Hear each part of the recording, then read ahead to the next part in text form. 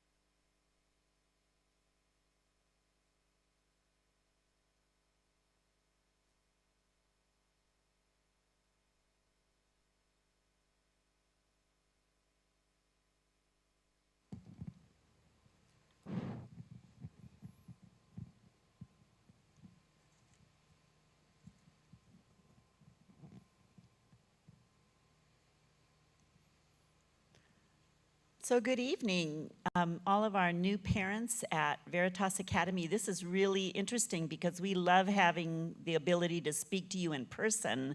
And now we're looking at a pretty empty room, but we're excited that we have this opportunity to do this virtually. And we just want to be able to talk tonight about the partnership, parents as partners in our unique model of education. It truly is a one-of-a-kind model of education in which parents are the key and really the character of Christ is the goal. And we're going to talk tonight just a little bit about our own stories first. We want you guys to get to know us. This is Christy Wilson, and I'm Ellen Schutneck, and we formed the Family Ministry Department, and we want to start with our stories. We hope that this will give you a chance to feel like you can come in and share your story with us as well. We have a wonderful department on the second floor, right behind the reception desk. We have a beautiful view of our grounds and the kids playing, and we love to have parents come in and visit us. We have the corner office. We do. We have the corner office. It's actually really beautiful, isn't it? It's really beautiful. And we want you to know that the Family Ministry Department is your department. It's the department for parents. And so you have a place in our school that is yours. Right, Christy? Right. And to pick up on what you were saying, we're talking to new families who started out yesterday by hearing the story of Veritas Academy starting. And so we thought we would just pick up on that story you heard about that Veritas started kind of on the living room of a floor of a house in Circle C, and you heard about that. And so we're going to tell you about how some other things started from there too. So I wanted Ellen to tell you, she was actually our first administrator, and she's not going to brag on herself at all. And so I may interrupt you from time to time to brag on you, but I want them to know about you and what happened when you came and helped to start the school and how you saw the ministry opportunities develop. So. Great. Yeah. Well, I want to tell you, my story really started in Oregon, where I was a part of a partnership school, but it was a charter school, and it wasn't a Christian school. And I worked so hard to try to get parents to partner, but I always felt there was something missing, and I kind of got worn out, and that's another story in and of itself. But when my husband and I were moving across the country to Texas, I remember very clearly telling him, I will never get involved with startup school again. So that was my entry into Texas. I was not going to do anything like this. I was worn out, and I was tired. It's a lot of work to start a school. But I remember when I first heard about Veritas Academy, my son-in-law, Cameron, who has 3 kids here, he said, you know, there's a unique school starting up at our church, and it sounds like exactly what you've always wanted. It's a partnership school, it's Christian, and so I kind of checked it out and then made what I thought at the time was the mistake of filling out the 32-page application to apply. And long story short, I wound up becoming the first administrator at Veritas Academy, doing the very thing that I said I would never do. And I told the board then that I would give them a 2-year commitment. Do you remember that? And so I was gonna do this for 2 years. And I have to be honest with you, in the beginning, it was very, very hard. Running this type of a school was exhausting, and I thought, I think I can make it 2 years. What was the hardest thing about it? The thing that was interesting, and I'm glad that Starla's here. She actually have one person in our audience today. Starla's here. Starla and I were there from the beginning, and we learned right away that it wasn't quite as easy. And the thing is that to form a partnership, you really had to get to know your parents. And so we spent a lot of time talking to parents. I actually, in those first few years, visited all the homes. Every home. Every home. And I got to know why the parents chose us, what their needs were, what they were wanting, and we formed this relationship. And out of that relationship, the partnership grew. But I remember we had all these meetings with mommies every week. We would have either a meeting on academics or a meeting on relationship with the kids. We'd go back and forth between Starla and I, and we would just talk to these parents who were scared. They were coming into a new model of education. And so that very first year, we realized right away that we were way more than just classical Christian school. We were a ministry to families. Yeah, because the administrators were taking a chance on starting the school. Right. And the parents were, I think that what you all quickly realized is the parents were taking a chance on jumping in with you guys. And when that marriage happened, right, and you saw that, and you went into every home, and you saw the opportunity there, that we have an amazing chance here to partner with these families in a way that kind of leaps off the page. Because it's one thing when you see it on paper as a university model school is a chance to partner with parents. It's another thing when you're in a home and you see what that really means and the potential to come alongside and partner with them. Exactly. Yeah. And so we realized right away that one of our core pillars was that piece of our school. And so I remember going to the board and saying, I really don't want to be the administrator. I really just want to do family ministry. And so from the very beginning, that was the aim. And here I am, starting year 16, and it's really a sweet spot to be in, to be involved with the families and developing these relationships and supporting them as that key discipler and educator of their kids. But I have to say that, so about 7 years ago, my first grandchild entered the school. And so I decided that for 1 year, I make a lot of these 1 year, 2 year deals. I was going to do the home days with my grandkids. There was 2 of them that entered that year, and they had a little brother who was little. I thought, I'm even going to try that. I'm going to have all 3 of them in my house 1 day a week so I can really tell our parents what to do. And, okay, I'm going to be really honest here. It was really hard that first year. I had a kindergartner and a second grader and a toddler. And I thought to myself, okay, this is really hard. But, and I started out the year thinking, okay, I'm just doing it for a year to learn. I'm now, 7 years later, still at it because I've seen the beauty of what this model does and the opportunity it gives families to disciple and influence their kids. So for those of you who don't know me, I have 11 grandkids now. They're all at Veritas Academy. The youngest is in kindergarten, and the oldest is now in high school. So I have grandkids in all of the schools within our school. And I now do 2 days a week. I do one group 1 day a week and the other group the other. And it gives me a chance to feel like I really can connect with you parents, even though I'm a grandparent. But I get to participate in the very thing that you're doing at home, the good work, the hard work that you do at home, because I walk with you in it. It's not just something that, I think in that first year, Starla was doing it. She was teaching her kids at home, but I was just kind of trying to figure out what it must have felt like. And it's such a great feeling, and my hope is, even at my age, that I can do this until my grandkids are through. That's my aim. But I have to say, one more part of the story, because I'm going to turn it over to Christy, is that as I was doing the family ministry and moving into the family ministry role from all the other roles I did, I always remember Mr. Fowler saying to us all, who's going to replace you? Who's going to replace you? Don't ever be doing whatever you're doing without thinking of your replacements. And I'll let Christy tell another part of this story, but I have to say that we were at a D6 conference a number of years ago, and I feel like the Lord spoke to me and said, Christy Wilson is your replacement. And I remember telling her that, and I think you probably looked at me like I was crazy. I did. But I'm going to let you tell her story. But Christy is now the director of family ministries, which I'm so grateful for. I'm still very involved with training parents, but I'm very busy with 11 grandkids, and we work very, very closely together. And so I'm going to let Christy tell you her story. Well, I think what's interesting to me is how what's so fascinating to me and shows me God's hand in this is how this organically flowed from the very beginning, and especially looking at the relationship between you and Starla, almost forming a rhythm back and forth of, okay, we see the opportunities for these parenting things that come up, and we see the opportunities for these academic things that come up. And I know you're going to talk about this in a little while, but the way that the hands join together. Right.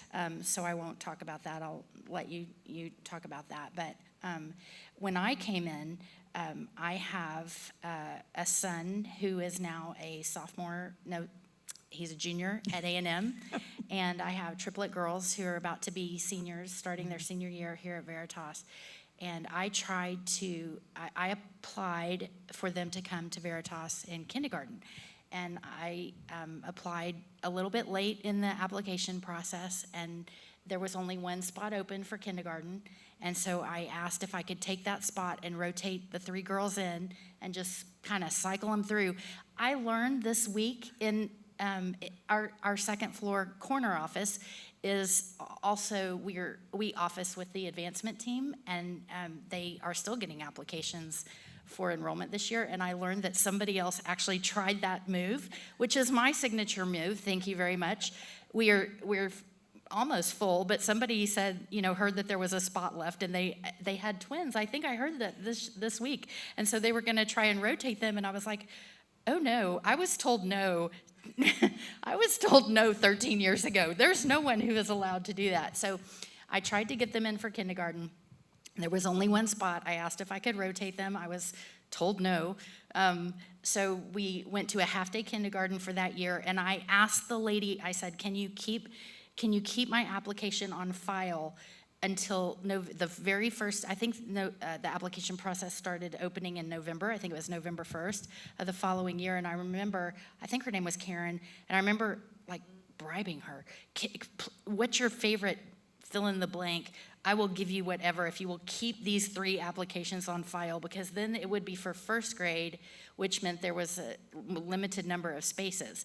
And then I set about methodically trying to weed out first graders so that I could get my girls. I didn't really do that. But I prayed, and honestly, my application, I sent it back in November 1st of that next year. I still remember your interview. I think you did it with me, Starla, Yes, right? Starla and Yes. Ellen did the interview, and interviewed our family to come in, and which we're talking to new families, so they've been through this interview. So y'all, I've been where you are, and you can imagine me with the, what would that have been, the 3rd grader and the 3, kindergartners that were crawling all over us, and you're trying to be presentable and, present the happy family and tell them how much benefit you're going to bring their school and all that. But we got in. And so anyway, so when I came, I heard that there was, I heard, and the new families, you guys who have come, one of the required reading books that you've read is Free to Parent, and that's written by you, Ellen.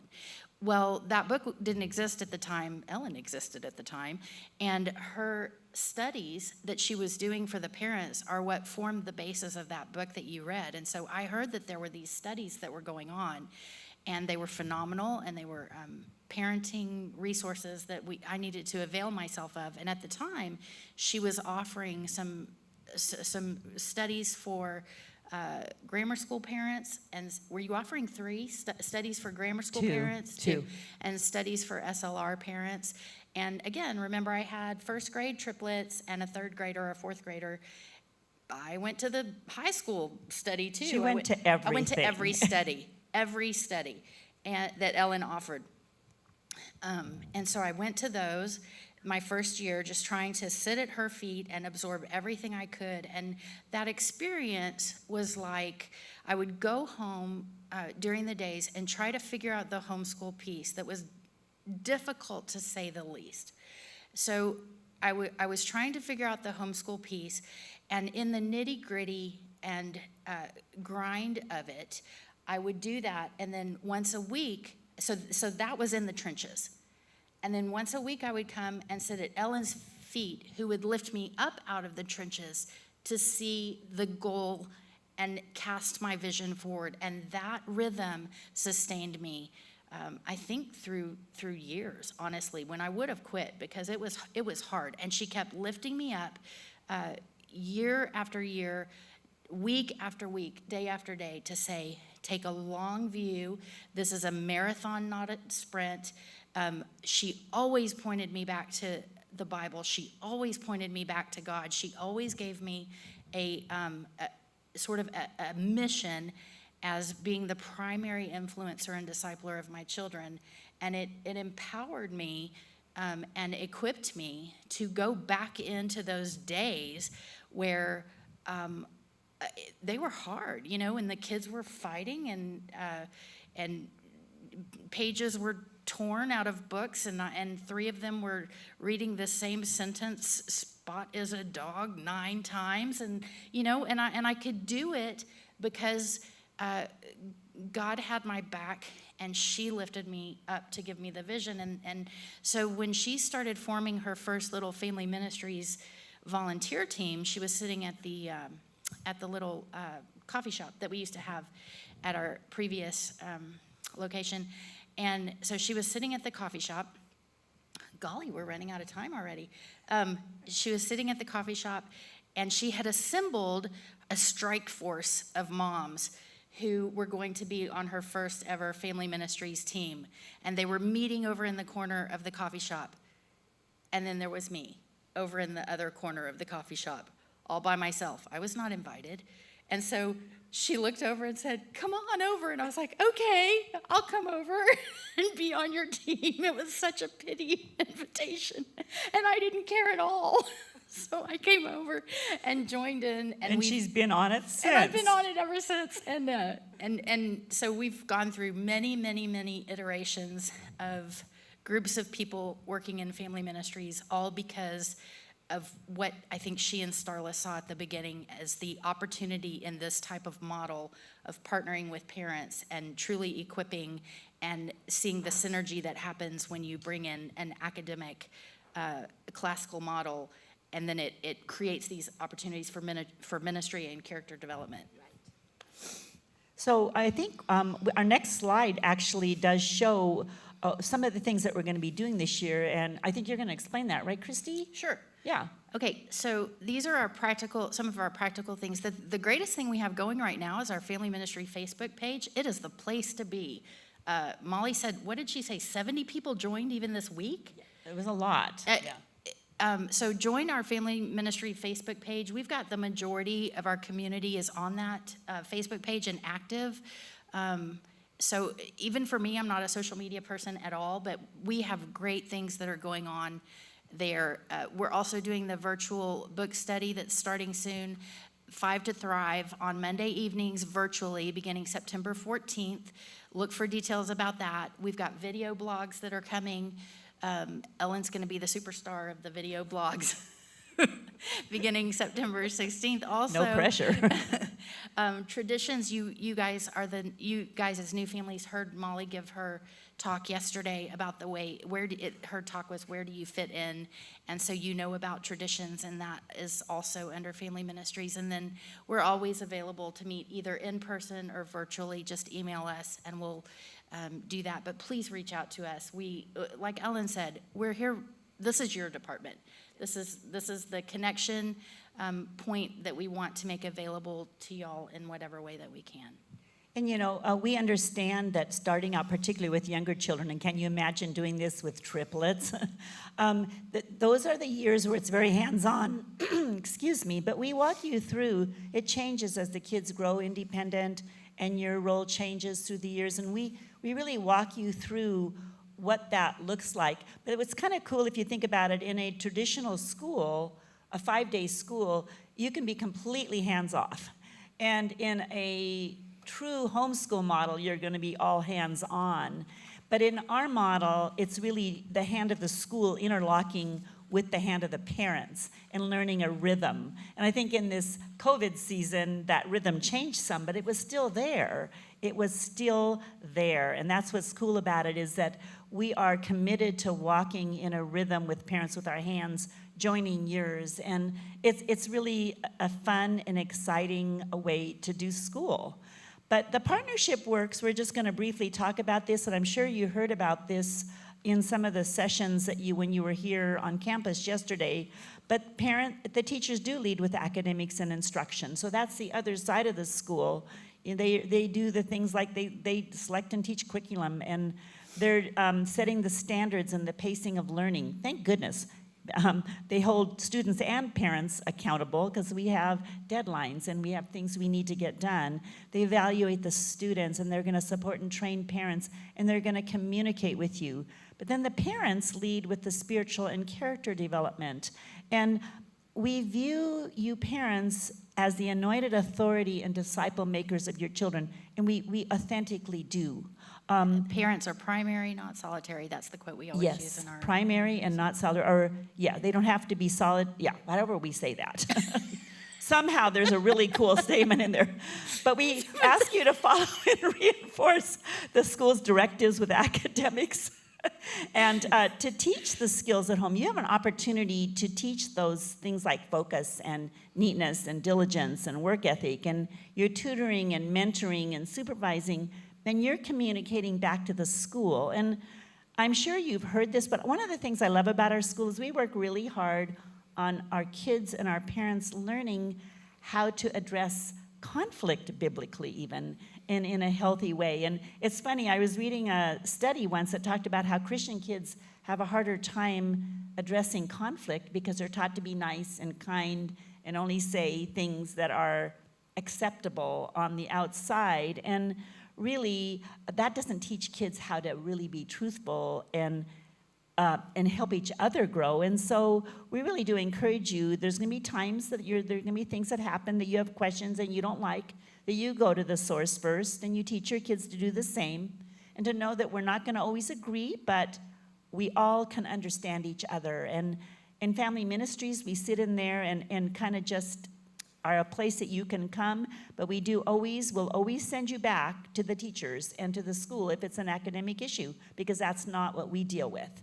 We're dealing on the ministry side and supporting you in your role with your kids in influence, and we love to do that. We wanted to just briefly mention that we do have guiding principles that guide the training that we do, and Christy mentioned Free to Parent. Years ago, when I was working with our parents like Christy, and we had a group that would come all the time, I saw the same pitfalls happening in the families. I saw the same issues come up over and over and over again. So I thought, it's interesting because we are always seeing similar issues, and so that's what formed the Free to Parent book, which I am in process of kind of redoing to more of a little bit an older age with a little bit more background in this model, because I wrote it way back in the first years where I was having grandkids. But the book still holds those key pillars of the things and the issues that we saw happening, and that's how the book is placed. And out of that, we also formed the guiding principles, which are up on the screen here. We won't go through all of them here, but if you notice, the first three really are about placing our sufficiency in God. It's who we put our trust in. It's the fact that our strength comes from Christ even to lead virtuous lives. And the next four have to do with how we disciple our kids, focusing on practices that reach and influence the hearts of our kids rather than settling for behavior management techniques that really just focus on external actions, that we're discipling our kids with a redemptive approach rather than punitive. We do a lot of work on that growth mindset, which is a whole other topic. If you haven't read Carol Dweck's book, Growth Mindset is one of the pillars of books that we've studied in the past, that we view growth as a daily decision that we all make, and complacency is never an option, that we are growing and we're willing to face growth, which can be uncomfortable at times, right? And then the last three here, if you look at the last three on the list, is simply something we can all embrace, that we are all growing together. That's the one thing I know from the very beginning, Starla and I learned, is that we are iron sharpening iron. We are growing together from the top leadership to our newest parents. We are growing together as a community, and we want to be grateful and forgiving with each other and humble in this purpose, and that we are also a culture that we develop hearts and minds at rest, that even though we're in a very shaking culture, we're going to be talking about this in our next session, we can be at peace and at rest and free of distractions if our hearts are centered on Christ. So just wanted to kind of mention this, and Christy can close then, is that tomorrow at 6 we have a topic where we're going to be giving you practical tips based on these guiding principles. So you're going to be getting some practical rubber meets the road, things you can do with your kids at home, formed from these principles that we have. And later tonight at 8, we're going to be talking about a theme that Christy and I are really excited about this year, and that's raising unshakable kids in a shaking culture. And it's going to form our theme and what we're going to be focusing on all year with our parents in terms of how we can disciple our kids. So we really ask you to join us in this really important journey. It's something that the Lord just spoke to our hearts at separate places this year, and we brought it together, and we've done a lot of work, and we're really excited to present that topic this evening. Okay, I'll close this out. I'm going to pray. Okay. Father, thank you for these new families. They have been prayed for, and I just think back on years of times and events where we have asked that you bring these families here, and I look with awe and appreciation and wonder and just a little bit of humor at the clever and amazing things that you've done to bring each of these new families to us tonight. Thank you for them being here. For each family that you've brought, help them to find their place here. Help them to use this place to make them more of the family that you want them to be. Let us be your instrument for them. Let them make us a better school according to your will, and let it be just a beautiful partnership in a way that maybe we've never even experienced before. I just abandon our department and our school to the possibilities that you have for us. And I know that it must delight you to be looking at this year and be bringing us all together. And so we join with you in that. In your name we pray. Amen.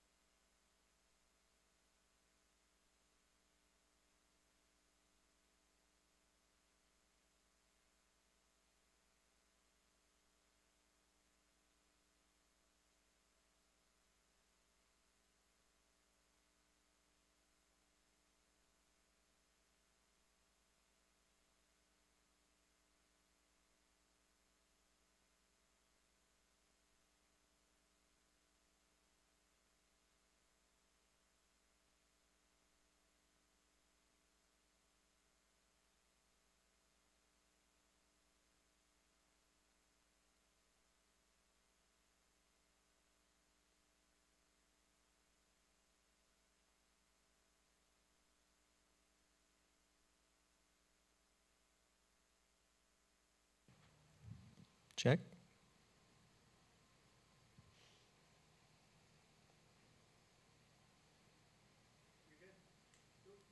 I'm live? Even on the screen? Oh, I have to click. Nope. Yep. Okay.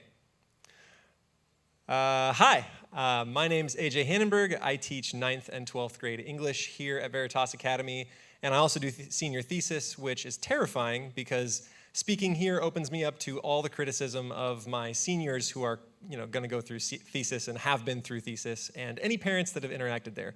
Troy, where am I supposed to be looking here? Where's the camera? Right underneath. Right there? Okay. It's hanging underneath. Oh, that camera. Okay. Can you turn my mic down just a little bit? It's real loud. All right. So my seminar actually has nothing to do with the question in the title, is classical education really the ideal?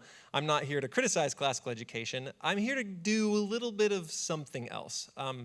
There's a lot of big ideas here. Hopefully, I'll make it understandable and relatable. But at the end of it, my aim is that you are as sold out for classical education as I am, and that you're not just here for, say, our rigorous, math program or whatever you came for. I want you to be as sold out as I am. So this whole journey of mine to be standing here in front of you tonight began with a seminar a couple of years ago that I attended, where the speaker asked the audience what their 3-minute elevator pitch for classical education would be. And it became obvious really quickly that nobody in the audience, and the audience was almost entirely classical educators, had any idea what the real definition of classical education was. There was maybe 2 or 3, and there were some pretty common themes as they tried to yell out the answers to what classical education would be. We read the classics, which is a selection of old books. Depending on who you ask, it might shift. Socratic dialogue, which, by the way, they use in public education. It's Christian, but real classical education wasn't, and they say the word Paideia, which most of us just sort of respond with, what in the world is that? Then they say values, which, again, I'm not entirely sure what they mean. The base thing that everyone can agree upon is that classical education is old. It's certainly old, and we have that nailed, and that's the one thing we know. And I thought that I was struggling a little bit too. I didn't really know what I would say in 3 minutes in an elevator. I had a lot of those same ideas, and I also wondered, how could I sell a guy? How could I really get someone in an elevator in 3 minutes to kind of jump on board with the whole classical thing? So I thought maybe instead of aiming at what classical education is, I could talk about the results. And the results would sort of be our graduates. So my elevator pitch was all like whatever. And the next question was, what are the grads like? What are our results? Well, I'm only, 11, 12 years into this? And most of the grads I know, I think maybe they're 7 years out of college. And correct me if I'm wrong, but I don't know if your first 7 years out of college is the measure of a person. It's hard to tell how our grads have turned out. None of them have been president. We don't have any senators yet, though I can think of a couple of promising individuals. So evaluating on the quality of person that comes out is tough. Sure, we send them to college, and they're real smart, but would I want to sit down and have dinner with them is a question. So I can't really answer that question except for that they seem super nice. That's what I know. They seem nice, but that's not enough to convince someone in an elevator.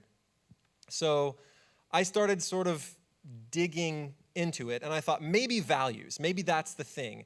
And it reminded me of a quote of C.S. Lewis's, and I actually found a nice little internet meme with his picture on it. Education without values, as useful as it is, seems rather to make man a more clever devil. So an education without values. And I was like, okay, I'd love to read the context around that quote. So I guessed it was from The Abolition of Man. So I read through the chapter where it would be, and it wasn't there. And so I started doing text searches in his other books, and it wasn't there either. Come to find out, that's not even C.S. Lewis that said that. It's a quote that's been floating around the internet, didn't come from him, and of the digging I could do on the internet, which we now know isn't reliable at all, it was maybe said by the Duke of Wellington and was maybe a different quote in its entirety when it began. So educate men without religion and you make of them but clever devils. So maybe the Duke of Wellington, according to celebquotes.com, but who knows? I don't know if it's him. And the thing is, C.S. Lewis would never have said this in the first place. That actually goes directly against the chapter I read in The Abolition of Man, which we'll talk about in a second.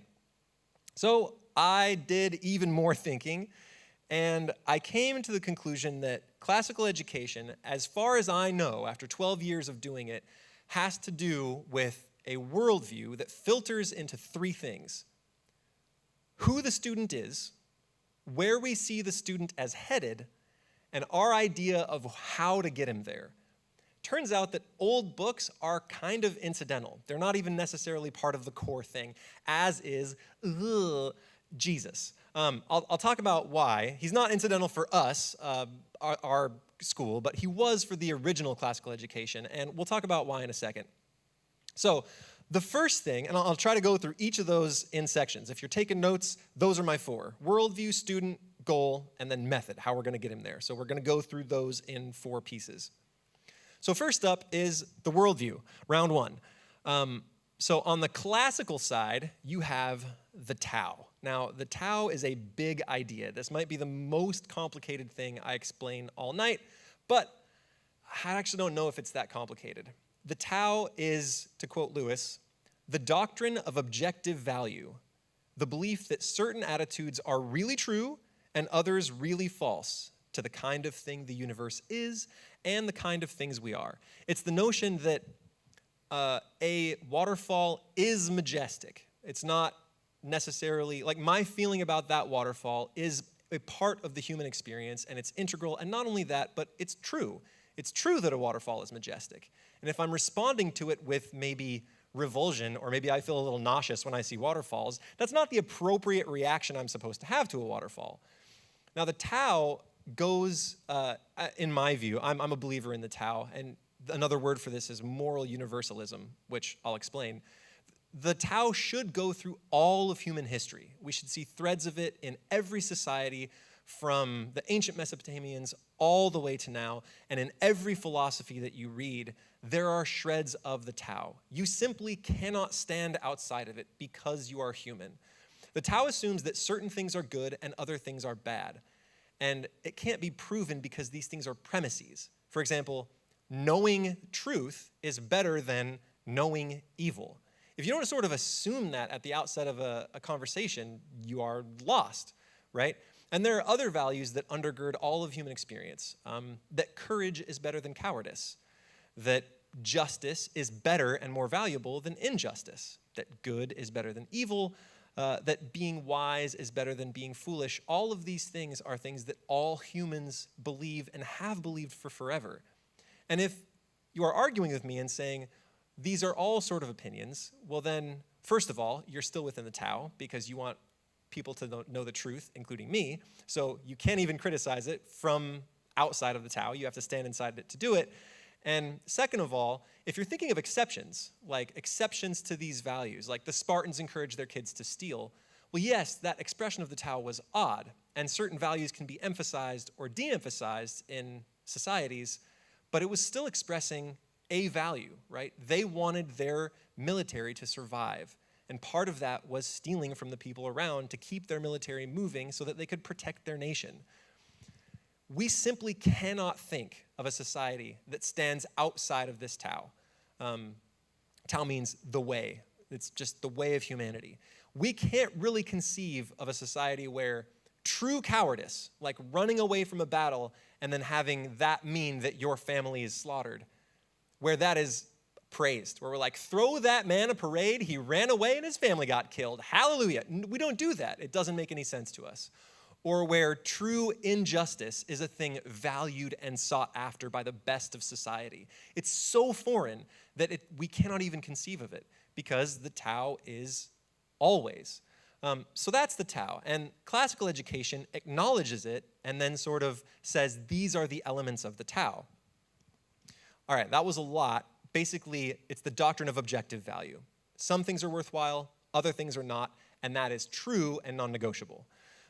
On the other side, against the Tao, is relativism informed by naturalism. This is what I would say is the worldview of non-classical education or modern education. So what that means, naturalism is the doctrine that only this world exists. There's nothing supernatural, right? There's this, and there's me. I'm made of carbon, and I'm basically a giant meat tube that's electrified and walking around on stage up here, and that's all that I am, and I got here by accident, completely, totally whoopsie. All the atoms bonked together in the universe in such a way that I popped out, and who knows how and what my purpose is, but here I am. And so what that means for value is that all of my values are pretty much made up, right? Values are human and only human, and they only have to do with the society where you find yourself. I think truth is good because I happen to be in Texas, in America, and I go to a public school, or go to a Christian school to work, and I grew up in church. And so all those things are important. So that's where my values come from, right? My values are conditioned by the society around me. And so really, if all values are just sort of cooked up by humans, if I just made them all up for no good reason, then no value is any good than any other one, right? It's all relative, which is advantageous in some ways and disadvantageous in others. So you kind of end up with tolerance being the chief value. If what I think is valuable and you think is valuable are completely different, but totally made up anyway, then it really, the only thing that I can do for you is just sort of let you think what you want to think and then go on with my day. And so that's why tolerance gets blown so far out of proportion from where it should be, which is admittedly a piece of human experience. We should be tolerant. But tolerance was never a virtue. Kindness was. So in any case, tolerance gets blown up and public education becomes relativistic, right? There are no central values really driving the bus because no central values really exist. But there are problems with relativism. So sure, certain versions of relativism exist. I can like vanilla, you can like chocolate ice cream. That's fine, right? My taste is relative to my tongue. But there are certain things that cannot be relative, that good is better than evil. That is global relativism versus local, like ice cream. The problem with relativism is that it's a self-contradiction. The statement, all moral values are relative, is an absolute statement about morals. So it contradicts itself. Even the person who wrote that statement, everything is relative, had to immediately amend it with, except for that statement. But that amendment would also need to be relative, so you'd have to add an amendment. And that amendment is also not relative, so you have to basically keep adding amendments ad infinitum until you basically just kind of reach an infinity of amending. Anyway, you end up in this place where if you claim everything is relative, you can't claim anything. And so it defeats itself. And that's a difficulty. And the other really big problem with relativism is that if our values are enculturated, if they come from culture, then it means we can never judge another culture. We could not stand here and judge Nazism from a relativist point of view. I can never say that they did anything wrong. My values are simply different. I can't even criticize my dad, which is something maybe I want to do. So it kind of leaves out that possibility. His values were simply different, and all I should bring to the table is tolerance. So that's a difficulty. There are certain things that relativism does that are kind of helpful, which is why people hold this view. Number one, it makes honest disagreement between really smart people seem okay. If I'm really, really smart, if I'm a super smart guy, and Troy, who's up there running sound for me, is also a really smart guy, and we disagree on something, say that Point Break was a great movie. I think it's great, he thinks it's terrible. Well, relativism means we both get to be right. Our vision is enculturated, it's piece of what's around us, and we can both move on with our day. If we get to this kind of stalemate, relativism lets us free. It also means that a really big school with a lot of different viewpoints can run relatively smoothly if we just try to establish an easy tolerance with everybody. So on the one side, you have the Tao in classical Christian education. We say that certain values are concrete and never change. On the other side, you've got relativism. All values are just sort of cooked up. They come from your society, and none is actually really connected to reality. You just sort of keep on rolling on with whatever you want to do. Those two things will filter out through the rest of my talk.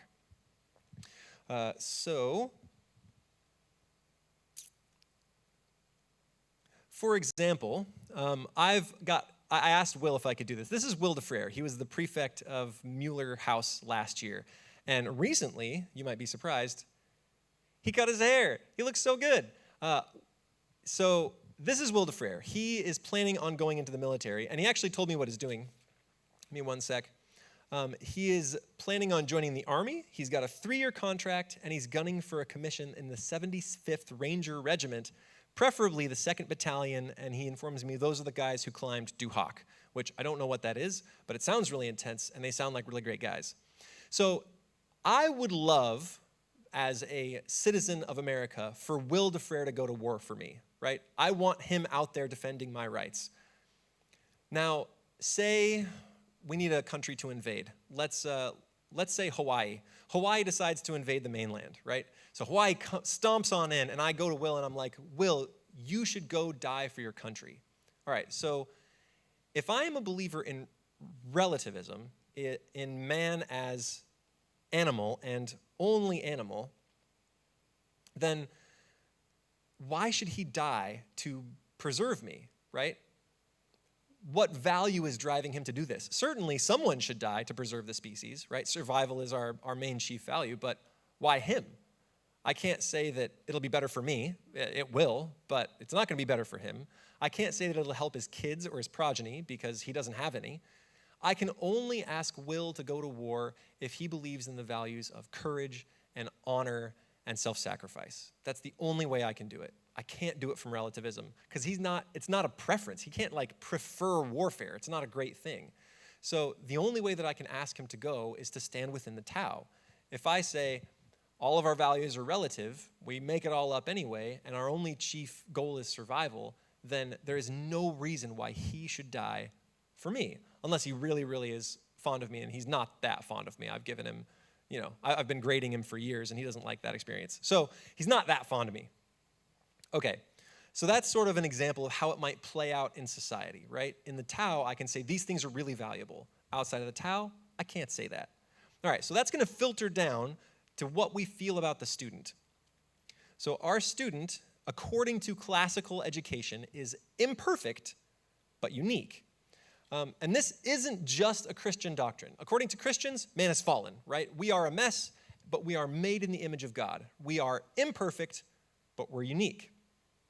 And this imperfection is important. We'll get to why. But Christians aren't the only ones who have been saying this.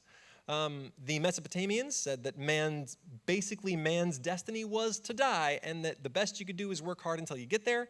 So life is kind of terrible. Plato said all kinds of things about how bad men are at stuff and highlighted all sorts of difficulties we had. He made no claims to man being perfect. Aristotle wrote his Ethics because we're unethical. Cicero wrote On Duty because we are often without honor. Even Nietzsche criticized us, saying that very few of us have the will to power, which is seemingly the one thing he valued. So man is just not good at stuff. Almost every philosophy in the ancient world acknowledged this, and if you acknowledge your own personal experience, maybe even with your kids, you will readily assent to man is imperfect, right? We have problems. You might have problems, right? That's why counselors make a pretty penny these days. I have problems, just so we're all on the same page. Even medieval man, all of the medieval world believed that we were the last thing to be created, and we were sort of made out of the stuff that was left over after all the good stuff got made. All the stars and all the planets and God and the heavens and the angels, we were just sort of the last and maybe definitely not the best. But this is in contrast to what public school believes about us, or what naturalistic relativism believes about us.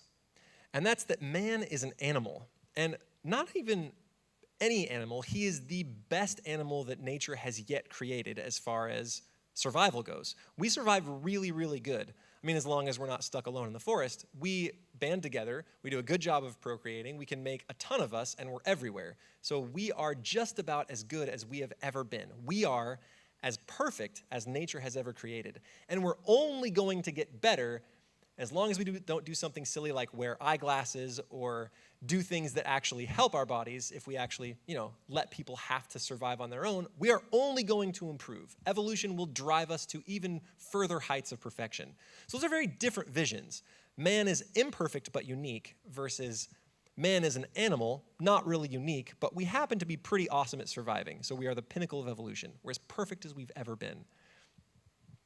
So my example for this is here, imperfect but unique versus animal. So let's consider Troy Schuchnecht. I didn't ask him if I could use this picture. It's one of my favorite pictures of him. I got it on Facebook, so it was already out there in public. So let's consider Troy as a student when he was a young man and he was asked to, let's say, learn science. They said, learn science. So on the one hand, if we come from, okay, I'm fallen, but I'm unique, and there's something special about me in the universe. And not only that, but some values, if we go back to the Tao, some values filter out down into this, right? There are certain things that are good. Courage, diligence, grit, all of those things are awesome. Then here is science in front of me, right? I'm messed up. Here's a chance to learn. I should probably follow the values. Now, if he believes that he is an animal and happens to be one of the best animals and that his chief end is survival only, what is he going to feel about science? It's only valuable insofar as it helps him survive. And if he plans on being, a professional hockey player, science isn't really going to help at all. And not only that, but why would he ever respect his teachers? They're simply animals that happen to be older than him and have survived for a little bit longer. Their values are no better than his. He is also the peak of evolution. He's just about as perfect as animals have ever been. So why should he learn science? Now, that's one perspective. Now let's take Troy Schuch and put him in his actual position as principal of the school. If he believes that he is imperfect but unique and that certain values are worth following, he'll believe certain things about the way that he conducts himself in school, right? He should be courageous. He should be kind. He should be diligent. He should recognize when things are beautiful. He should try to cultivate the nature around him and be a good steward. He should care for kids because they are unique too, even though they are broken. What if he's a principal and believes that he's an animal and that his chief end is survival and that his only value is preference, whatever he prefers to do? That terrifies me, right? I think we are all ready to say, yes, I'm just an animal until we want to put an animal in charge of our kids. That sounds terrifying to me. If his only chief value is his own good times, that's not who I want running things. I don't want to put my kids in his charge. So those are the way that it might play out in a student and in maybe a principal. Okay, so that's who the student is. Imperfect but unique versus animal. Round 3, where the student is headed. So the Tao and every philosophy that has kind of followed the Tao, the 4 cardinal virtues, has said that there is some place that we are headed, right? Plato put forward his idea of the perfect state, of the complete man in perfect harmony with himself. Aristotle did the same thing. Socrates thought that you should always pursue wisdom. He thought the person was, like, at his core divine and should always be trying to pursue that divinity. The Stoics believed that the ideal man was to be in perfect harmony with nature. Even Nietzsche believed that the ideal man was completely unhinged from value and totally after his own power. So most philosophies were written because they thought there was some ideal out there to aim for, to pursue. That's why it got written. We think there is an ideal type, some base thing that man can head for. Here's a quote from Plato about it. This is his sort of version of the ideal in education. He who has received this true education of inner being will most shrewdly perceive omissions or faults in art and nature, and with a true taste, while he praises and rejoices over and receives into his soul the good and becomes noble and good, he will justly blame and hate the bad, now in the days of his youth, even before he is able to know the reason why. And when reason comes, he will recognize and salute the friend with whom his education has made him long familiar. Most versions of the ideal type land in the cardinal virtues because they're part of the Tao, right? Man should pursue justice, courage, wisdom, temperance, those 4 things. We happen to have a very specific ideal type. Ours is Christ, right? But we're not different from the norm. Ours except that he's divine, but ours also lies in the 4 cardinal virtues. Justice, check. Temperance, well, 40 days in the desert, check. He's got that. Wisdom, yeah, he certainly has that. And courage, absolutely, right? He's got all 4. Our ideal type is more specific, more divine, and more perfect than many others, but we are part of a long heritage of knowing that there is something out there to aim for in education. Now, this stands in direct contrast to the ideal type of public education. As best I can figure, it's a productive member of society. The problem with relativism is that if there's no values, nothing can be set forward as the thing anyone should aim for. So if you are in the public school sphere, you'll hear all kinds of things about what people want for students. They want success, although no one seems willing to define what success is, except maybe college and career and lots of money. But I've known plenty of people with lots of money that don't seem to be a successful person. Maybe they're a productive member of society, but no one ever seems willing to say what they're producing. Is it car bumpers? Because if that's the case, then much of their education is totally useless. Is it just skillful? Well, I'm not sure I'd want to teach a kid to wield a knife until I'm sure he's going to wield it kindly, right? So it seems to be a nebulous ideal. There is an ideal, tolerance, but it's a little bit more shifty in public education, right? In classical, we have an ideal that we absolutely can define and aim for. At Veritas, it's the valiant. In public education, it is successful, except that's pretty ill-defined. And here's the way an example of how this worldview clash has worked out in my life. So this is my buddy Mike. Mike is not his real name, and that's also not a picture of him, but I thought it was a pretty fun picture. So we're going to pretend that that's Mike. And Mike was a student teacher a couple years ago, and he came to student teach under me at Veritas. And after leading a couple of classroom discussions and doing a pretty good job, he's a great guy and a good teacher, he, as anyone would want to, wanted to work here. Our kids are wonderful, the staff is wonderful, there are free snacks. Who wouldn't want to work here? And so we started having a conversation, and I told him that we have a very particular set of requirements for our teachers, and one is that they be Christian. And he wasn't one. And he was disappointed. And so he argued that it is better to expose kids to more perspectives, right? More perspectives is good, so why can you only give one to students? And first, I pointed out that perspectives are only valuable as long as the truth hasn't been reached.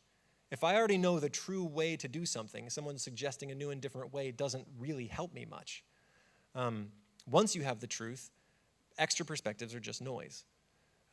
As long as you are moving towards the truth, perspective is very valuable, but only to a point. And not only that, but public education is still selective about the perspectives that they put in front of the kids. They have all sorts of speakers come, but they've never invited, say, a serial murderer to come and talk about the values of murder and why it's awesome and everyone should do it, right? No one is letting a tax embezzler come and teach all the kids how to embezzle taxes, right? The Tao still exists. They still know what's right and wrong, but they don't define it as concretely as we do. And so we had this conversation, and I pointed out that he is still selective with his perspectives. We simply happen to be more narrowly selective. So that's the clash of the two worldviews. I know my ideal type.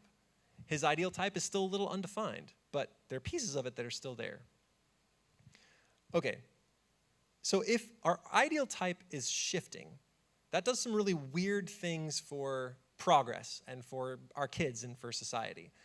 So let's say that I'm an intrepid young man, and my ideal thing, the thing I want to see happen, is the whole world painted blue, right? I want to paint the whole place. I think all these extra colors are really ugly, so I'm just going to go painting everything I can find. So I'll paint and I'll paint and I'll paint, and as long as I am diligent, I'll see progress.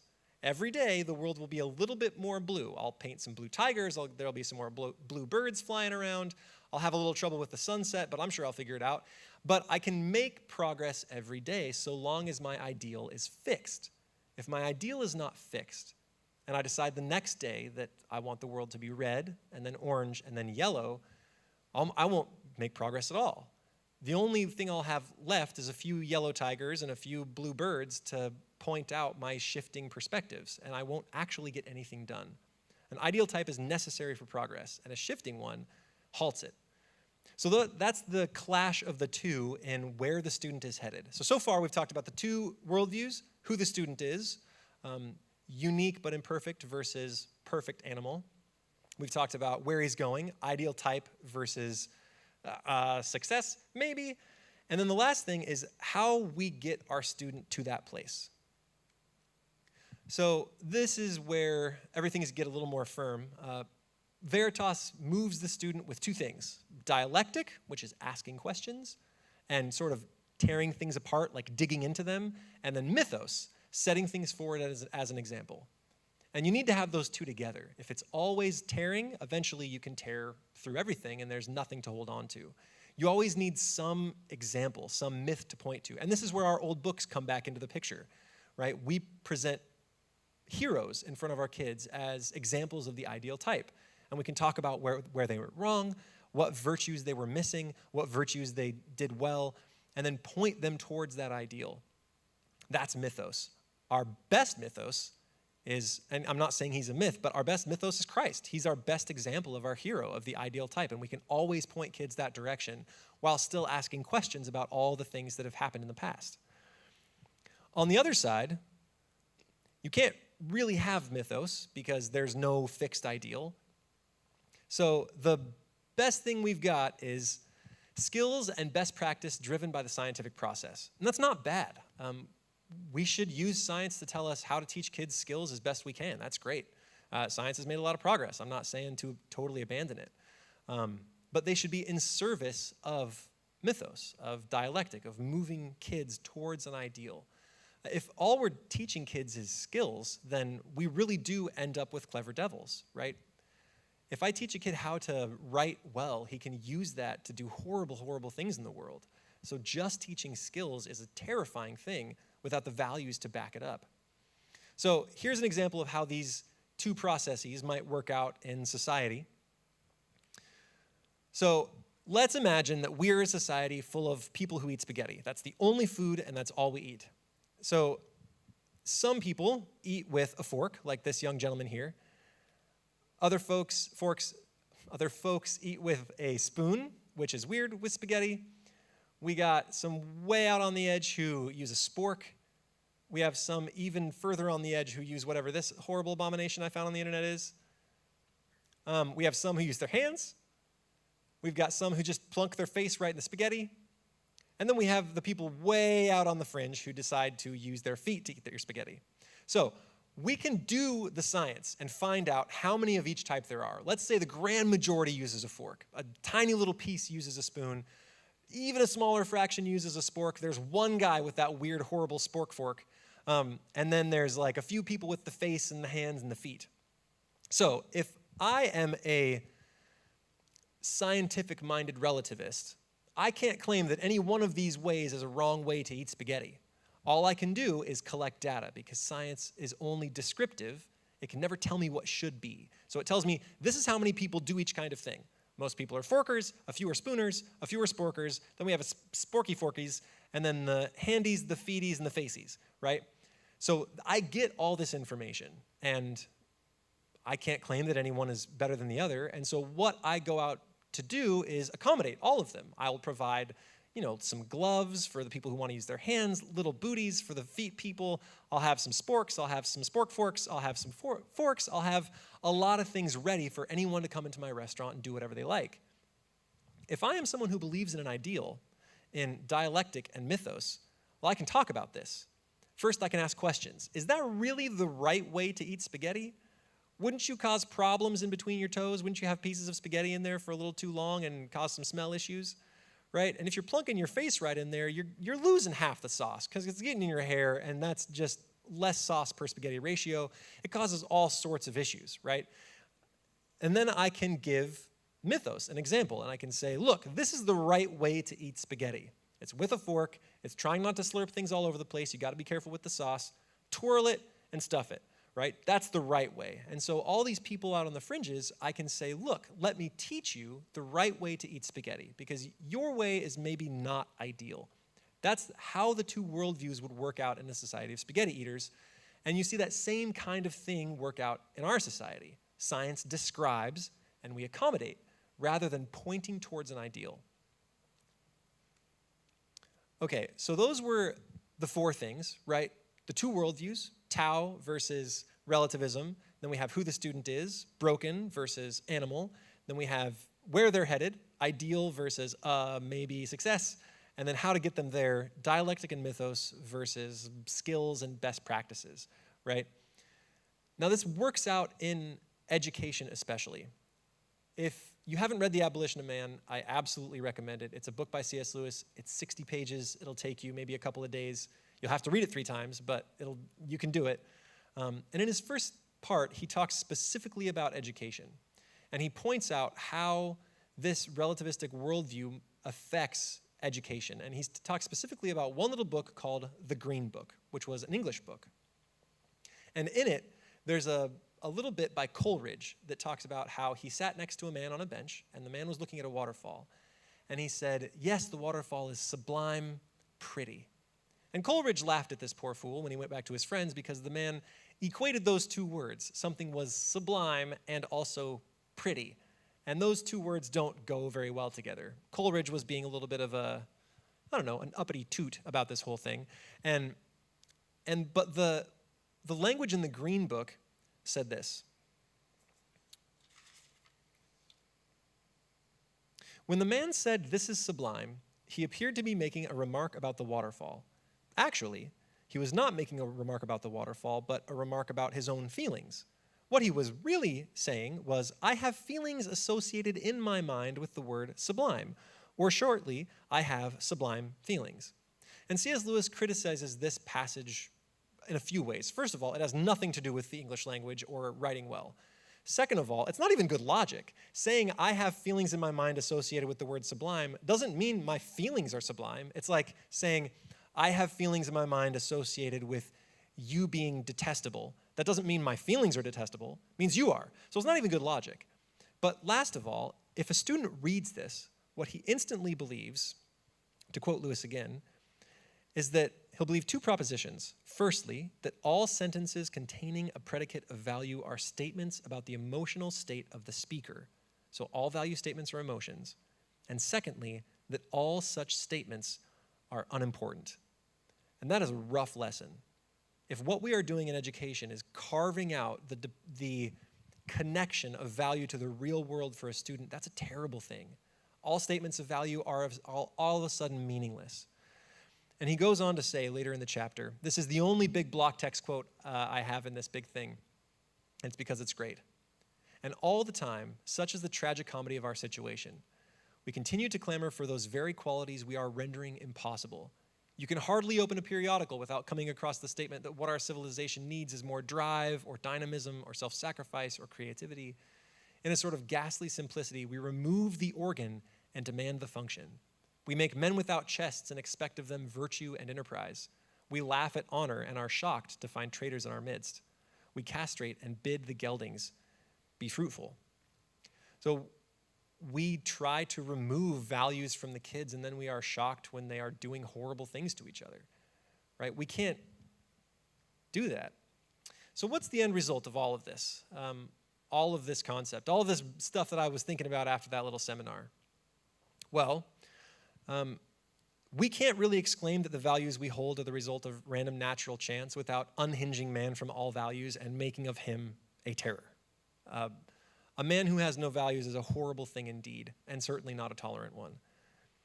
An unhinged man with skills is a clever devil. Whether C.S. Lewis said it or not, it's true. And a society that doesn't put ideals before its children in schools is a society that is definitely going nowhere fast. I do think they are putting ideals in front of the kids, but I think it's maybe 1 or 2, and I think they are blown out of proportion. And the worst part is that in a world with no ideals in the public sphere, kids are left to sort of pick and choose what ideals are there for themselves. And so what they are left with is the most base values of man. Am I pretty? Am I funny? Do I have good grades? Do people like me? Am I popular?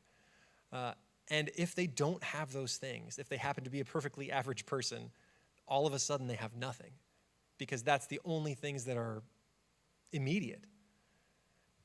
Without greater values, a greater ideal to aim towards, no wonder kids are stressed and end up having serious depression. I would. If I don't have an ideal, something I can hang on to when the times get tough, if I can at least say, at least I am a good person, someone that has courage and a little bit of justice, if I can't hang on to that, what can I hang on to? And so that, to me, and all of that stuff together makes classical education. So here, let me see if I can't re-give that little elevator pitch. So here it is. You're going to sound a little bit like a crank, but this is it. An ideal man is liberated of mind. So education makes you free.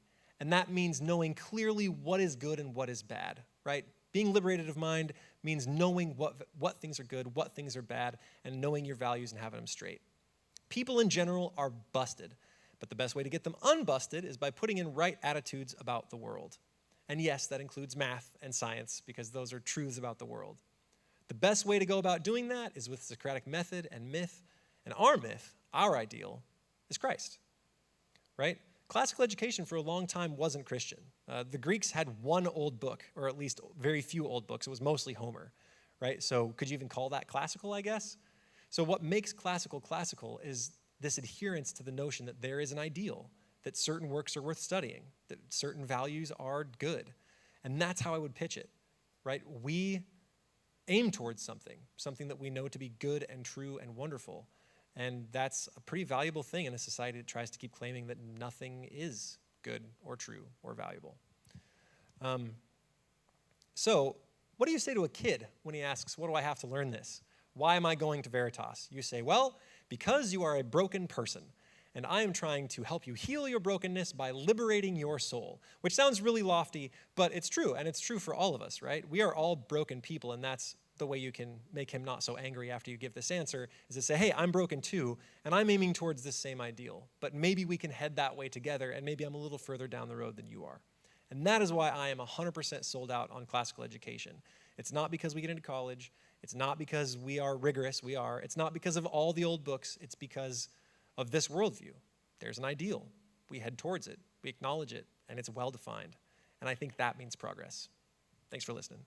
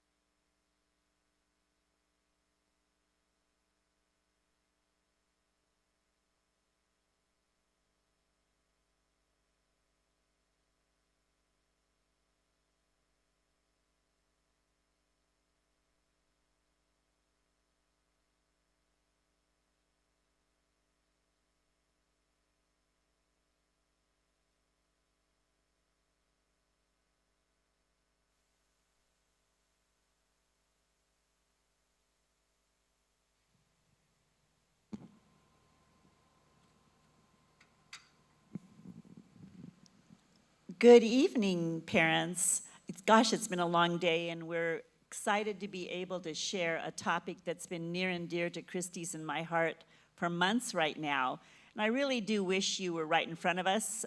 We have an empty auditorium here as we're speaking to you, but we just didn't envision you in your homes, and we're just going to be asking you to hang with us tonight. I know it's 8 o'clock, but we have a topic that we think is really important for all of us for this year. And as you see the title that we're raising, Unshakable Kids in a Shaking Culture. And man, is our culture shaking. There's just so much going on. I hardly enjoy reading the news. I don't know about you, Christy, but when I turn on the news and read about the explosions in Lebanon and the COVID spikes in different places and the riots and what's happening in Portland, which is the state that we grew up in, we have a shaking culture, but it's shaking in so many ways and changing so rapidly, even with, the assault on freedom of speech and religious freedoms. Everything is changing. And so for me, I've been really praying and thinking about how we can raise kids who are unshakable, who stand on truth, who stand on the rock and are unshakable in their belief, which is what, in their faith, that's going to be what holds them. And so that's what our topic is about tonight. It's easy to grow frightened when you are looking at what's happening in the culture around us. And when we do that, it's easy to somehow give a false message to our kids, trying to gird them up in ways that makes them rely on themselves. And I just want to say that we were not created to trust in ourselves. We just weren't. Yet we might be unintentionally promoting this, which is not going to raise kids who are able to stand firmly in the future. One of the verses that I have always thought of through the years when I think of this topic is in Jeremiah 17, 5 through 8. It's a really powerful set of verses if you think about it. It says that cursed is a man who trusts in man and makes flesh his strength, whose heart turns away from the Lord. He is like a shrub in the desert and shall not see any good come. He shall dwell in the parched places of the wilderness in an uninhabited salt land. I'm going to share with you a story pretty soon. I remember when I went through a time like that. But let's keep reading these scriptures first, because on the other side is the blessing, that blessed is the man who trusts in the Lord, whose trust is in the Lord. He is like a tree planted by water that sends out its roots by the stream and does not fear when heat comes, for its leaves remain green, and is not anxious in the year of drought, for it does not cease to bear fruit. So my question is, are we developing shrubs in the desert or trees planted by water? I think it's an incredibly important discussion that we have in a school like ours, where we do want our kids to work hard and gain skills and do all those things. But we cannot grow kids who trust in their own abilities and strength. And I think that's the point of our talk tonight. When we do that, we will grow weary. Our gas is eventually going to run out. And when we turn away from the Lord like that, we're living as if we don't need him. And if we live as if we don't need the Lord, we aren't going to experience his renewal and revival in our lives and his change or even his presence. And if we only turn to him when we have something that we think we need and we don't get it, then we're going to grow disillusioned with a God that we have erroneously defined, because we're failing to experience the God of the Bible. And that's when we and our kids are going to turn to other ways to find our security, identity, and purpose. And that's really what we want to talk about tonight. And I'm just reminded of a time in my own life. Glenn and I raised our 3 kids in Bend, Oregon. It's really kind of funny now that we're all here at Veritas Academy in Austin, and that's a crazy, crazy story. But I go back many times to when I was a mom and my kids were at home, and how I was going to be that perfect mom. I was going to do everything I could for my kids. I think about Elisa and my other kids who swam, and Elisa in particular swam at 5 in the morning, year after year after year. And I decided I was never going to miss a morning that I didn't get up and fix her breakfast. I was going to do everything that I could to raise these kids. And at the same time, I was the administrator of a charter school, and I was going to be the best charter school person, and I was going to be a great wife. And it's interesting what happens in life when you look back on those seasons, because I was doing a lot of these things in my own strength. I loved the Lord, and I knew that he was my Savior, but I didn't understand how to rely on him for strength as much as I should have.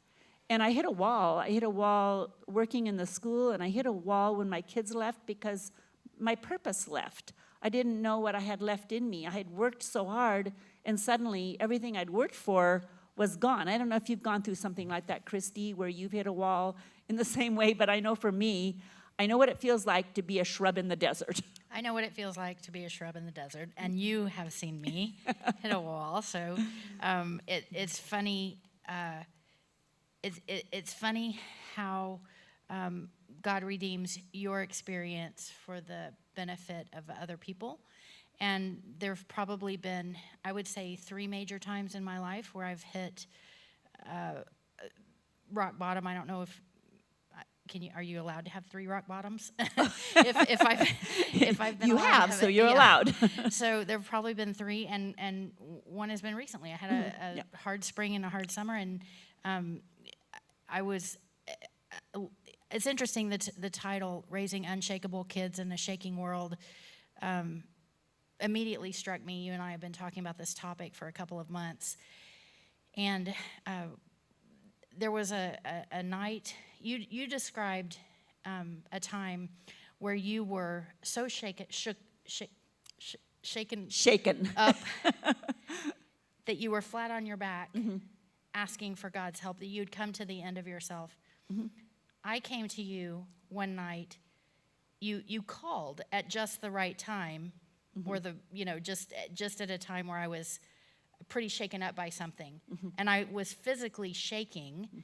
And you said, what is wrong? And I said, I am very shaken up by something. And I started talking to you, and you spoke truth into my life. And you said, you are believing these lies. This is what is true. You turned to the Lord, and you quoted these kinds of verses. You are trusting, Christy, you are trusting in men. You are trusting in your own strength. You are a shrub in the desert. You are not drinking deeply of the Lord. I mean, you spoke truth to me and turned me to God, and it was a turning point in that very deep pit that I was in, and it physically calmed me that night. The next morning is the morning that I woke up, and you called to check on me, and you said, "Are you okay?" And I said, "Yes." And this morning I heard God say, get up, and we're going to go. And we're good. We're going to go. And so you spoke that truth, and I think that he brings us to the end of ourselves. We try so hard in our own flesh. We try so hard to be the perfect mom. I was teasing you before we came on to do our session. Your family was on the cover of a family magazine as the perfect family.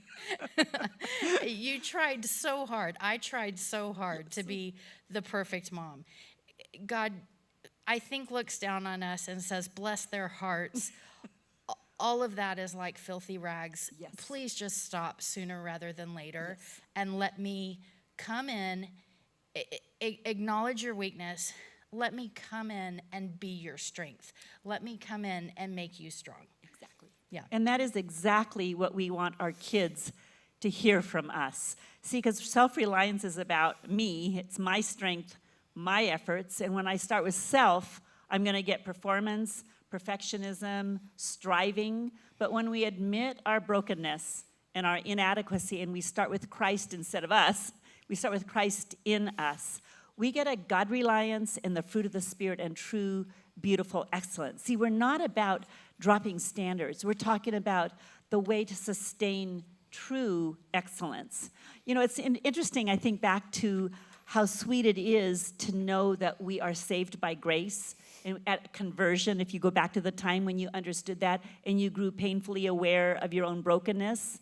But it's funny, as you grow, it's tempting to grow less needy of Christ, isn't it? And it's tempting to get blinded to our own weaknesses and sins. But self-reliance awakens a confidence in my efforts and my energy. And self-reliance is really that sinful inclination deep within the heart that we secretly almost like a gospel that relies on us, right? We want to be the hero, Right. but we're not. Right. Self-reliance feeds self, our own importance, but it's spiritually deadening, and that's what our kids need to know. I love the verse. Well, I don't really like it. It was very convicting. I read the verse in Galatians 3:1-3 that said, "O foolish Galatians, who has bewitched you? It was before your eyes that Jesus Christ was publicly portrayed as crucified. Let me ask only this, did you receive the Spirit by works of the law or by hearing with faith? Are you so foolish? Having begun by the Spirit, are you now being perfected by the flesh?" You know, we know this is right. We know that we're not perfected by the flesh. But we also need to know that our kids won't be perfected by their efforts or ours alone. It has to be rooted in Christ. So I'm going to kind of spend a few minutes talking about what we're doing that could be causing a faulty self-reliance. Because I think we all are well-intended. We want our kids to do well, and we want them to succeed. But let's look at some of the things that we can alter slightly so we don't miss the mark. And that first thing is making sure that self is not the center, that our child's happiness and their goals and their aims isn't at the center of everything we do. You know, it's interesting, we want our kids to be happy, but really, we really need to desire holiness more, and that sometimes comes by them not always being happy with everything, but understanding their own brokenness and their own need of Christ. If you don't understand that you're broken, you don't understand that you have a need. So making sure that our lives are focused not with our children at the center. And that's hard because we love our kids and we want to do everything right for them. But putting them at the center causes them to make self more important than it really is. Two, it's promoting that development of resilience and grit, which our students are in need of, but apart from that reliance on Christ. You know, I was raised Finnish, and in Finland, grit is called sisu, and I get the importance of that. But man, alone, you do wind up becoming that shrub in the desert. My youngest daughter, Elisa, pointed me to an article recently, or a documentary that she had listened to about Olympic athletes and how depression and suicide is really rampant among retiring Olympians. Here they've spent their life pursuing this goal of excellence in a sport, and then when they reach that pinnacle of success, that Olympic championship, that Olympic gold medal, what happens to their lives after that? And I think back to Elisa, who had a desire to be an Olympic swimmer, and she'd gone to Olympic trials. She was recruited to swim at University of Texas, which was a high-profile swimming school. And when she got here, she had a great freshman year, and then she got very, very sick. And for 2 years, she could not perform. And that about broke her because her whole identity was in her performance. And yet, here suddenly she was paid to swim and couldn't perform. And I many times think back, and I'm thankful for her coach, Jill Sturkle, who was a celebrated Olympian herself, who said to Elisa, swimming is just going back and forth in the water. You are more than a swimmer. And they kept her as the captain of the team, even though she couldn't swim well. And it spoke so much volumes to her that her identity wasn't about performance. So we need to remember, as we're pushing our kids in the athletic fields and no matter where we are, that their performance does not define their identity. These are worth striving for. Resiliency, our kids need resiliency. They need diligence. They need to shoot for high expectations. But if it's in their own efforts, it leads to this performance-driven work. And that's not what we're after. The Apostle Paul said, he didn't say, I can do all things by myself as I empower myself, but he did say, I can do all things through Christ who strengthens me. And it's interesting when you read stories in the Bible, how many times people faced really difficult experiences, and it was through the tough times that they came to find their dependency in Christ. But our kids need a spiritual resilience today. They need an unwavering, unshakable faith and trust in a God who's bigger and grander than they know, and a gritty resolve to stay under his wings for guidance and to become who he calls them to be. That's where the resiliency needs to be. Ellen, it reminds me of a lesson that we used to have a beloved teacher here named Valerie Prochnow. And when my son had her, they did a project where she would have these certain kind of moths come in. She didn't have them come in, but she had these moths, and they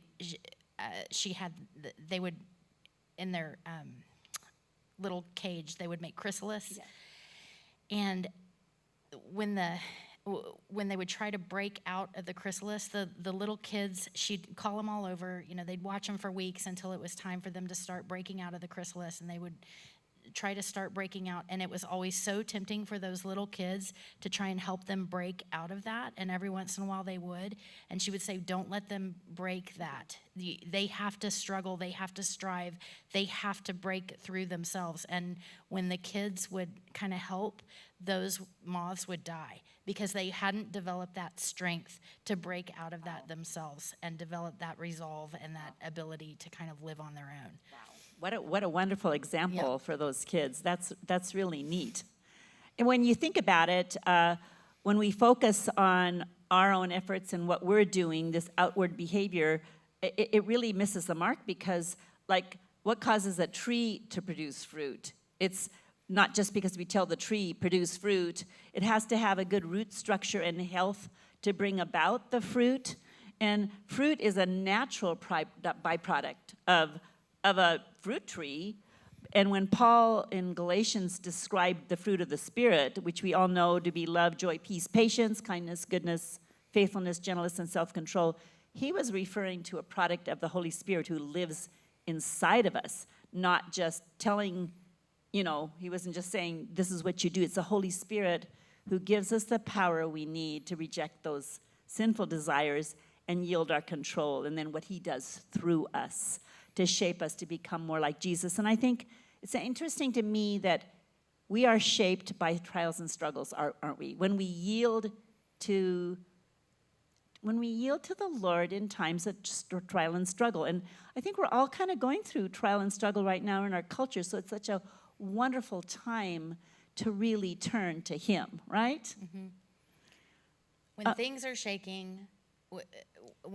shaking, I'm always remembered of the Bible story about Peter and the storm, and how Peter wanted to go after Jesus, and there were waves all around, and he said, Lord, let me come to you, and stepped out on the water. And when he kept his eyes on Jesus, he could walk on the water. And when he took his eyes off and looked at the storm everywhere, he just sunk. I'm constantly reminded of that. So when everything's shaking, yes, keep your eyes on God. Yes. It's so easy to look at everything that's shaking in the waves and everything else. Right. And so really for us with our children, that reminding ourselves that it's not just telling them how to behave. It's not moralism. It's not telling them how to act like a Christian. It's truly understanding how we are changed from within when we really turn to the Lord and trust in him. But I'm also thinking it's so easy as parents to want to reward and punish outcomes and behavior. And I have to tell a little story on one of my grandkids, and I won't mention which one so I don't embarrass her. But one of my granddaughters this summer was going through a hard time, and she was being surly and kind of disrespectful at home, and I asked her parents if I could deliver a consequence to her. And I told her parents what they were, and they kind of laughed. And so I went up to this granddaughter, and I said, I hear you've had a really hard time, and you had a hard time with me earlier. I think some of the ways you treated me was wrong, and you know that. But I said, I'd like to deliver a consequence. I'd like to take you shopping and out to dinner. And she looked at me like, what? I said, yes, I'm taking you shopping and out to dinner for your consequence. And she thought I was kind of joking, but I said, get ready, we're leaving right now. And what resulted in, I took her to a store and I said, I said, where do you want to shop? What do you want to get? I let her go buy things, and she was feeling really guilty, like, I've been really naughty this week and you're letting me shop. But over dinner, we had the best conversation about grace and how we had the best conversation about the choices she was making and how she could actually change. And it's been really sweet because it was just an opportunity for me to show her grace at a time where she'd kind of lost her way a bit. And since then, there's been a number of days where she has sent me journal entries that she's actually praying and reading the Bible and sending me pictures of what she's actually reading and saying. And I've seen such an open door to her when I was able to have that approach. Not that we always want to take our kids shopping and out to dinner when they mess up. That's not the point of this. It's the relationship, Yes. Ellen. It's because you built a relationship that opened the door for her to be able to receive any kind of correction or instruction for you. And I think that that's one of the messages that we're actually trying to get across is it's this starting place that we're emphasizing. And so we're not saying that the performance, we're not saying that we don't want our kids to have grit, we don't want our kids to have resolve, we don't want to have good, excellent outcomes, things like that. But it has to start at the right place. It has to start with a person who's yielded to Christ, not driven by themselves. It has to start in relationship with Christ and with other people who are willing to pour into you and you pour into them. It's not just, it's such a counterfeit when we get off on the wrong track. We're after all the same things, you know. Right. We want those things. And we desire those. It's just that it matters the way we go about getting there. Right, and I wanted Kate to know, oops, take the name back. I wanted my granddaughter to know that even when she messed up, I still loved her. Right, no matter what. Yeah. I tell my kids that all the time. I love you no matter what. I love you no matter what. And you know what's interesting is that it's so easy to, we want our kids to behave well, of course for their sake, but also for ours, because it reflects well on us.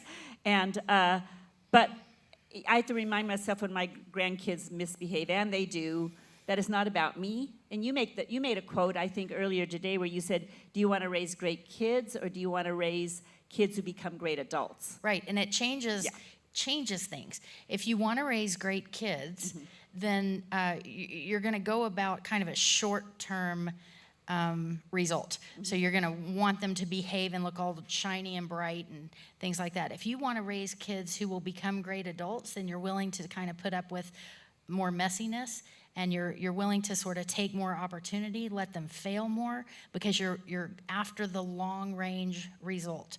Does that make sense? Yes, Yeah. Exactly.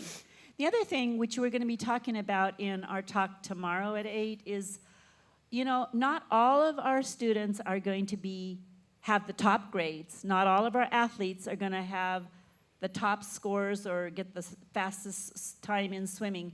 There's always that top student, there's always that top swimmer, there's always the top football player, whatever sport you're in. Not everyone will be at the top. And I just want to say, can students in our school feel worthy if their best efforts still result in average results and their gifting maybe isn't in the non-academic areas?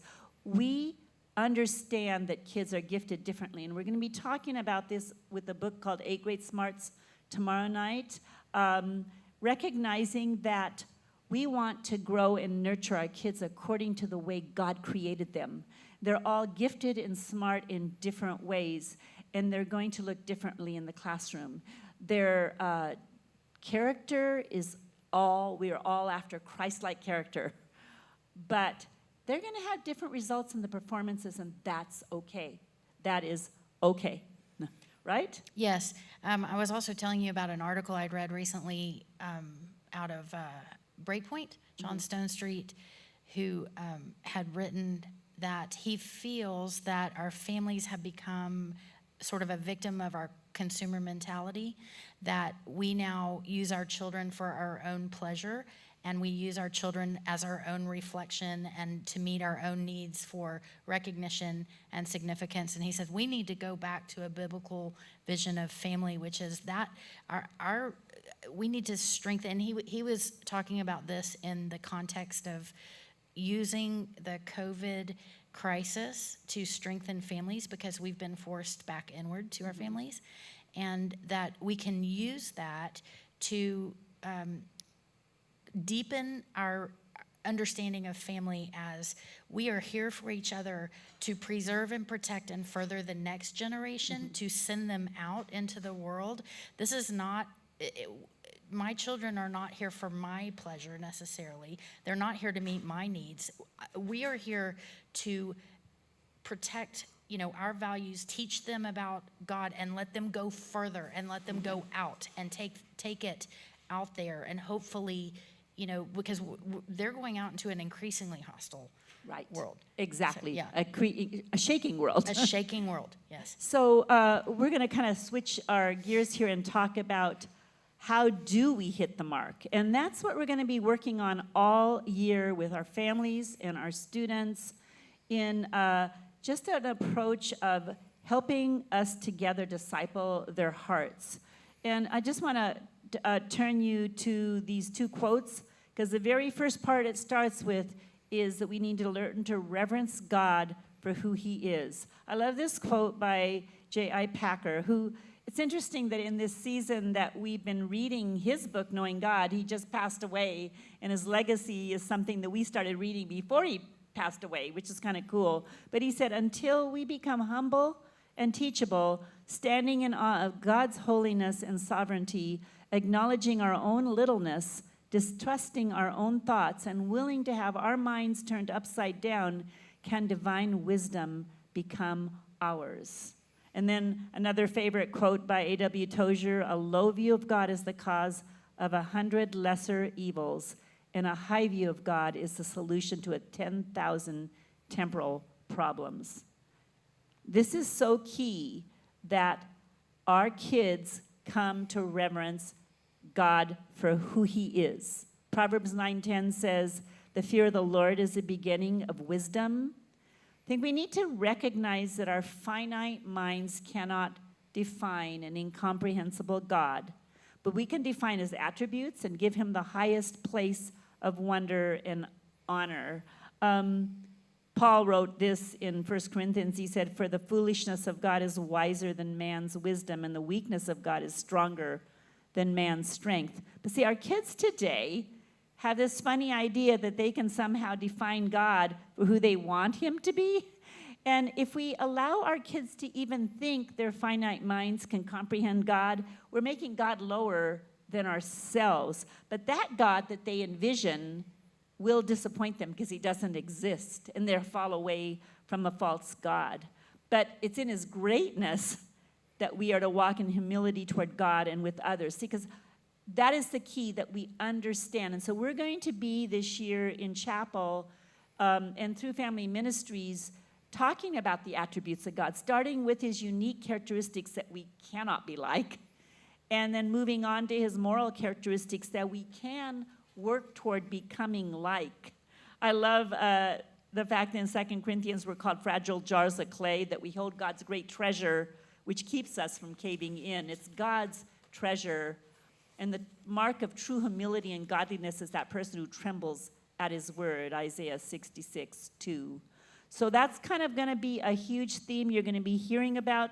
The kids will hear in chapel. We'll be talking about in our studies and on our Facebook pages, because we want our kids to understand how awesome a God we have and raise their image of him. And we want them to also see the Word of God as not just another source of information in this information age, but the true source of information that changes them, that refines them, that redeems them, that gives them strength. So that's point number one. We're going to be doing that. Let me interrupt you just for a second, Ellen, because one thing that I don't think we've done before that we're doing this year that I know we're super excited about is actually having this same theme in chapel from grammar school all the way up to SR. That's cool. So we've got similar themes running through grammar school, SL chapel, and SR chapel, all going back to who is God in all of his glory and all of his majesty. And let's go back to that. And then, who are we created in his image, and how do we walk that out as image bearers? That's going to be I'm confident as we do that a lot of the little problems that we're focused on will go away. Right. That we need to get our eyes up on who he is. Right. I don't think it'll be easy, but you and I both prayed this summer, where do we start? Give us a starting point. What do we do? What do we do? We're facing so many evils. Right. And he spoke that clearly to both of us separately. Separately, yes. And then we came together and both said the same things. This is what God told me. And you said, this is what God told me. I said, it must be, so we're going to. It's pretty cool. And we haven't strayed from that since. Yeah. So then moving out of that, we want our kids to gain an accurate view of their identity claimed by Christ. But if you don't have an accurate knowledge of who God is, they're not going to come to find their security in him. And without the security, everything crumbles, including their identity. And that's what's so key, is that the understanding of who we are begins with knowing and understanding who God is. But out of that, it's so easy. I want to talk to you about three. We've talked so much, and we see this with our kids and in the culture, that if we don't have our trust there, there's these ideas about identity, these deceptive lies that creep into our culture with our kids. And I think you can all relate to these as I talk about them. And one is that superstar performance and great accomplishments are going to make me feel accepted and valued. And if you buy into that lie, what are you going to do? You're going to try harder. You're going to try to get accepted. You're going to do that. It's never enough. It's never enough. Never enough. There's always somebody better, somebody smarter, somebody prettier, somebody faster. Right. And so that superstar performance mentality is a deceptive lie. Second, if we're looking at that for our identity and our acceptance. The second lie is that good looks and admiration of others is going to make me feel secure. And let me say, there's always something more we can do to make ourselves look better and try to get the admiration. And if our kids are seeking the admiration of others, it's a lie that will never give them security. It's just going to be making them feel less and less secure, right? I think you can even look at people who have reached celebrity status, and going back to the study that Elisa, that's more about performance, but it just goes to prove there is never, you never reach a point where it's enough. People keep seeking, and it just doesn't get more there. Followers, more likes, Right. more something. And the third lie is that status and popularity and recognitions from others is going to make me feel significant. It's that desire to be a superstar, to seek fame. It used to be that you asked kids what their highest values were and their highest goals were, and it was family and relationship. Today, over and over and over again, when kids are asked their largest, the biggest, the most common answer is fame. I just read a study not too long ago that showed that kind of thing. I think it was a Barna study that was talking about how up until maybe the 60s or so, everything was so driven by character. And you can see that, in the Greatest Generation and the way that people displayed, the way that we thought of people, the way that we held people up, and it was all about character. And that ever since then, now it's about charisma and personality and fame, and that huge shift in our values. Yeah. That's really interesting. I hadn't read that study. But see, if identity is such a deep need, if we don't find it in the right ways, our kids are going to resort to all sorts of alternate ways to find their identity. We see that in our culture today, do we not? With the gender crisis, with these lies taking root, with this desire for fame and popularity. When that desire is so strong, what we desire the most, we go after, which is so interesting. But we want our kids instead to know that they are God's workmanship, that he does not make a mistake. And when they come to faith, when our kids are believers, they need to know and be reminded that they're justified through Christ. They're redeemed and forgiven.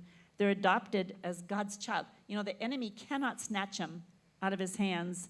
They have access to God through the Holy Spirit. They can go to him confidently, even when they've messed up, that they're complete in Christ. They're chosen and appointed to bear fruit, and they can do all things through Christ who strengthens them. You know, That's even, our identity. Even when you read that, even though you and I have prepared for this talk for a while, and I've read through these notes, just this moment, when you read those words, it is like peace to my soul. It is truth. And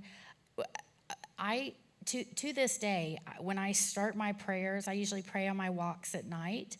And when I pray, I usually almost always start my prayers like this. Dear Lord, Father God, this is your daughter, Christy. Aww.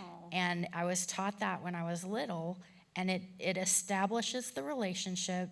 Father God, this is your daughter, Christy, and I come to you through Christ. I love that. And it is just simply, I'm not coming to you through anything of myself. Through Christ, you made me your daughter, which means I am completely accepted. I am completely forgiven. I can come confidently before your throne. And even though I'm a hot mess, I'm here, and you adore me, and you delight in me, and you love me, and you will fill me with your spirit and give me this desire to pursue you hard, and let's just go, you know? I And love it's that. just kind of a liturgy every night. And these truths, as simple and basic as they are, we can't ever grow tired of stating them to ourselves and stating them to our children. Such a good point, Christy. Yeah. I love that way you start your prayer. Yeah. That's really cool. So the third point then is that out of a lofty view of God and a right view of ourselves, we learn to walk wisely as image bearers. And if you think about it, we've been thinking a lot about the fact that there's kind of a classical flow to this. You're starting out with the knowledge of God, and you're applying it to yourself as you grow older and understanding who you are in those middle school years. And then in that school of rhetoric, we're learning to walk consistently in character. We're making wise choices. We're going from knowledge to understanding to wisdom. We're making consistently wise choices. But in order to do that, our kids do need to feed their souls. There was this comment that Packer made. He said, we were made to bear God's moral image. That is, our souls were made to run on the practice of worship, law-keeping, truthfulness, honesty, discipline, self-control, and service to God and fellow man. So there it is. It's not that we're not to do these things. It's that it comes in the right order. The right order. And we talk so much about ordered loves and the right order. And it works if you do it in the right order. If you get it slightly out of order, it all goes wonky. It does. It does. Yeah. So again, we're going to be talking about how to grow in our strengths and spiritual giftings tomorrow night. But really, that third piece is teaching our kids to walk as light among their peers, to be a positive influence. You know, it's easier for me to pull. If you're standing on a table, I could pull you off that table. Right. Easier than you could pull me up. Right. And our kids need to understand, even as we have new kids coming in from various cultures, that we need to stand and be a light of influence and to know that we were created to know God and honor him and walk as an image bearer, and that will feel good to our souls when we do that. And so we need to help our friends, because the other direction never leads to good things. And so to be the best friend we are, we need to be a positive influence. So, and I love the fact that when you know who God is and you know who you are, like you said, you desire to be light. It creates a desire. And the other thing I would add to that is I have this vision and or desire that started growing in me this summer as we started. It's just fun to work with you, because we started formulating this stuff and have been slow cooking it together all summer long, like this beautiful dance. And one thing that's come out of it is thinking about the benefits of getting kids in particular their eyes off themselves. And so when you talk about seeing them walk out their identity as image bearers, then I'm starting to think we could have kids coming to school every day, instead of saying, what does this place have to offer me? Mm-hmm. Which, think about this, Ellen, if we have kids and parents coming to this school every day saying, what is this, I'm paying for this place, which we are, they are, I am, what does this place have to offer me? And then when that is, when those expectations aren't met, then it creates a lot of frustration and disappointment.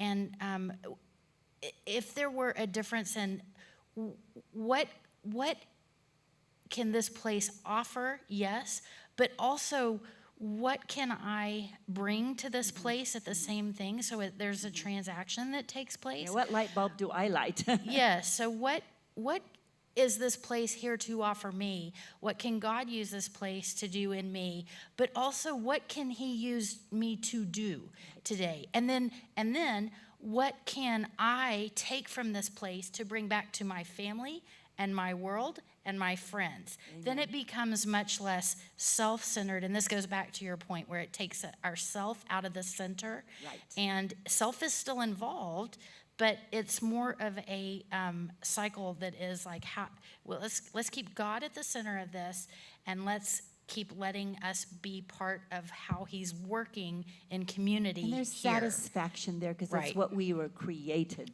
to do. Right. We really were. Do you remember in the very first years where we did a study an entire year on 2 Peter? Yes, it was my first year. And it's funny, I'm going to bring up the next verse as we're closing here.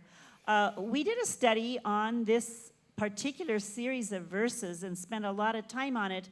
And my point is that it starts with faith, and then we supplement.